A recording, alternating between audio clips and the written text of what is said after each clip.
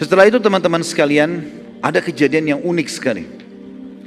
Nabi SAW waktu menerima ayat ini turun, begitu selesai, langsung Nabi SAW naik di atas mimbar, mengumpulkan seluruh masyarakat. Masyarakat Madinah lagi kumpul, dan di masjid rupanya bersatu di situ di dalam majelis antara orang mukmin sama orang munafik ini. Dan sudah kita jelaskan dari awal perang Tabuk, kalau hakikatnya perang ini adalah antara muslimin dengan siapa? Munafik, ya. Maka Nabi SAW naik di atas mimbar setelah tahmid dan salawat, lalu beliau membongkar satu persatu kedok munafik yang hadir di masjid. Nabi SAW mengatakan setelah tahmid dan salawat, wahai sekalian manusia, di antara kalian ada munafik yang harus kalian kenal mereka. Siapapun yang aku sebutkan namanya, segera berdiri.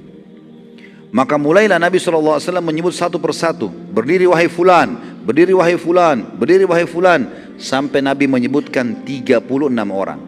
Dan ini 36 orang semuanya pimpinan-pimpinan munafik. Satu-satunya Nabi tidak sebut adalah Abdullah bin Abi Salul. Kenapa gak disebut? Karena satu Madinah sudah tahu kalau dia pimpinan munafik. Iya, orang-orang semua sudah tahu kalau Abdullah bin Salul itu adalah pimpinan, sama dengan Abu Amir al-Fasiq, itu sudah ketahuan. Jadi ini hadir di masjid ini, yang banyak muslimin tidak tahu. Mereka berteman, tetangga, teman bisnis, tapi orang munafik. Pada saat itu Umar bin Khattab kebetulan telat datang ke masjid. Tidak tahu apa yang terjadi di masjid nih. Umar pas masuk depan pintu, ada satu orang lagi menangis di depan pintu. Kata Umar, kenapa kau menangis? Kenapa gak masuk ke dalam? Dia bilang, Rasulullah SAW menghitungku salah satu dari munafik. Langsung Umar mengatakan, semoga Allah menghukummu. Kenapa selama ini kau menyembunyikannya gitu. Nabi SAW satu sisi setelah membongkar orang-orang munafik ini, dan ini kita lihat teman-teman belum pernah terjadi dalam hidup Nabi SAW, membongkar langsung gitu kan. Dari sisi lain Nabi SAW menyampaikan berita gembira kepada kaum muslimin bahwasanya mulai hari ini setelah perang Tabuk, kedepannya umat Islam tidak akan pernah kalah, menang terus dalam jihad. Yang penting jihad benar pasti menang. Gak ada lagi kekalahan, gak ada lagi terulang kasus Uhud, kasus, gak ada lagi. Sudah, pokoknya mulai sekarang menang terus. Sampai Nabi SAW mengatakan kalian akan menembus wilayah Hira. Hira ini wilayah Jazirah Arab, ya, yang orang-orang Arabnya beragama Nasrani dan kuat sekali, karena di situ dibantu oleh Romawi. Lalu kata Nabi SAW ceritakan, kalian akan menguasai Hira, akan ada pasukan dari umatku yang akan menyerang, dan kalian akan tiba di gerbangnya. Dan aku sekarang, kata Nabi SAW, diperlihatkan pintu gerbangnya sedang terbuka, dan yang pertama keluar menyerahkan diri di atas unta berwarna merah adalah seorang wanita bernama Syaima binti Nufaila al-Uzdiyah, yang memakai cadar berwarna hitam. Nabi SAW ceritakan ini kejadian nanti terjadi di zaman khilafahnya Umar bin Khattab. Nabi sampaikan sudah saat itu nanti akan terus berlanjut jihad, kalian sampai menembus wilayah Hira dan menang. Ya, karena wilayah Hira ketakutan, yang paling pertama menyerahkan diri seorang wanita namanya Syaima binti Nufaila. Kebetulan ini adalah adiknya kepala suku. Maka seorang sahabat yang bernama Zakaria bin Yahya, ini cerdas ini. Dia sangat yakin dengan janji Nabi SAW, maka dia bilang, wahai utusan Allah, jadikan Syaima itu, perempuan yang keluar itu, sebagai bagian harta rampasan perangku. Padahal belum terjadi. Nanti kalau itu perang terjadi ya Rasulullah, itu bagianku. Tapi ini kita tahu setelah beliau meninggal ya. Zakaria bin Yahya, ini namanya Zakaria bin Yahya.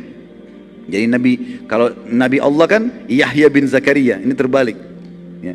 Zakaria bin Yahya ini ikut dalam peperangan Hira yang terjadi di zaman Umar bin Khattab yang dipimpin oleh Khalid bin Walid.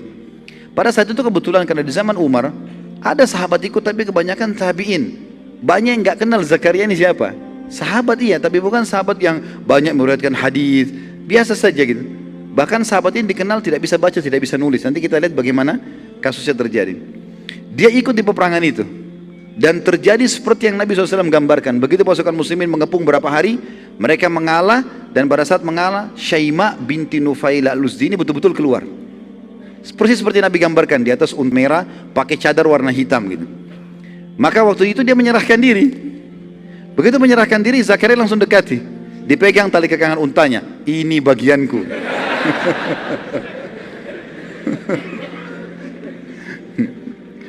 Lalu orang-orang pada tanya, wahai Zakaria, dari mana ceritanya? Belum dikumpulkan pada pimpinan perang, nanti dibagi. Kenapa kau langsung vonis gitu? Dia bilang, Rasulullah sudah kasih untukku. Waktu itu uniknya, Khalid bin Walid pun tidak tahu. Karena Khalid bin Walid tidak hadir di masjid waktu penunjukan kisah ini, gitu kan? Karena habis pembongkaran orang-orang munafik, lalu Nabi sampaikan ini, gitu kan? Spontanitas, jadi sedikit yang hadir. Maka kata Khalid, mana saksimu? Ada saksi, bukti, ada nggak ini? Kalau betul-betul seperti ini. Apalagi ini membawa nama Rasulullah SAW, Rasulullah kasih buat aku nih. Ini Rasulullah sudah meninggal sekian tahun lalu nih, gitu kan? Maka didatangkan saksi-saksi lah. Ternyata ada beberapa sahabat yang hadir betul-betul memberikan kesaksian, mengatakan betul. Memang kami mendengarkan. Tepatnya Muhammad bin Maslamah dan Muhammad bin Bishr radhiyallahu anhuma. Ini kebetulan hadir di masjid waktu itu dan dengar. Maka mereka berdua mengatakan, Muhammad bin Maslamah dan Muhammad bin Bishr ini mengatakan, iya benar. Kami dengarkan sendiri tuh. Rasulullah dia minta sama Nabi, Nabi mengatakan dia bagianmu. Maka gara-gara itu Syaima menjadi harta rampasannya Zakaria bin Yahya. Rupanya waktu Syaima keluar dan menyerahkan diri, kakaknya dia kepala suku namanya Abdul Masih, orang Nasrani tapi turunan Arab. Makanya dinamakan Abdul Masih, ya, hambanya Al-Masih Isa maksudnya gitu ya. Abdul Masih ini bin Nufaila, saudaranya Syaima keluar dengan membawa kesepakatan damai. Tapi masalahnya Syaima sudah menjadi tawanan perang, gitu kan. Abdul Masih lalu menanyakan kepada muslimin, di mana adik saya tadi Syaima? Mereka bilang ada bagiannya seorang prajurit Zakaria. Maka Abdul Masih datang mengatakan, wahai Zakaria, kembalikan adikku, aku tebus berapa saja kau minta. Jadi saking tidak bisanya membaca Zakaria radhiyallahu anhu ini, beliau bilang, demi Allah kau tidak akan mengembalikan kepadamu kecuali kau bayar 100 dirham. 100 dirham ini kecil, murah, sedikit sekali. Abdul Masih nggak pakai bicara, langsung kasih 100 dirham, selesai. Diambil adiknya gitu. Kalau antum mungkin tidak mau dibayar ya. Para prajurit datangi Zakaria setelah itu. Apa yang mereka bilang? Kenapa engkau hanya minta 100 dirham? Demi Allah kalau kau minta 100.000 dirham, pasti dibayar. Karena ini orang kaya, ini kepala suku gitu. Apa kata Zakaria? Apa masih ada angka di atas 100?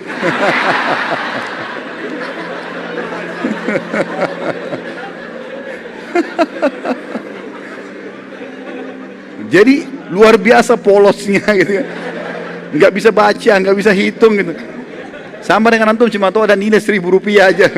Nggak tahu ada 100.000, nggak tahu ada miliaran gitu. Udah selesai. Seperti itu aja. Jadi akhirnya lepaslah Syaima dengan 100 dirham saja. Baik, itu selesai penyampaian Nabi SAW. Bubarlah orang di masjid pada saat itu. Itu tambahan tadi ya.